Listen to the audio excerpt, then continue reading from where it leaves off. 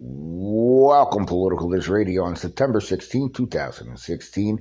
P. Diddy, a.k.a. Sean John Combs, that is his real name, Sean John, a.k.a. Puff Daddy, a.k.a. P. Diddy, a.k.a. P. Diddler, a.k.a. Diddler on the Roof, a.k.a. Diddler with a Roof, held on federal charges. Not regular felony or misdemeanor charges, no federal charges. The statutes of limitations, for those wondering, are actually up for the Cassie assault and battery charge, so Diddy cannot be held responsible for that. Well, he can be held responsible for that. He cannot be charged for that, unfortunately, via California law, but he can actually be held on trafficking.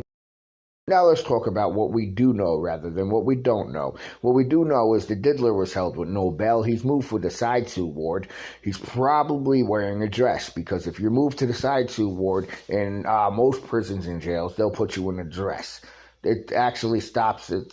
Never mind. The lawyer's package bail release. We'll talk about that one in a second. But what happens now that Diddy is in jail and all this is taking place? Does he get released? No. How much time will he do? Well, he's 58 years old, 54 years old. He's in his 50s.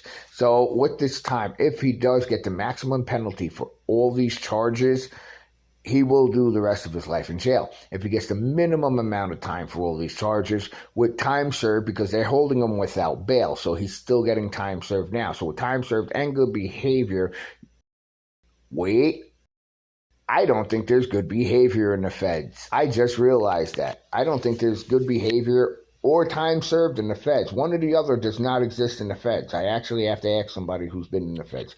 But one of those do not exist in the feds. So he will still be getting a little bit less than what he was originally supposed to get. But he's pretty much doing life in jail. He ain't getting out until he's 80-something years old. The other question remains, what happens to Sean Combs' enterprise? What happens to the Diddler's enterprise?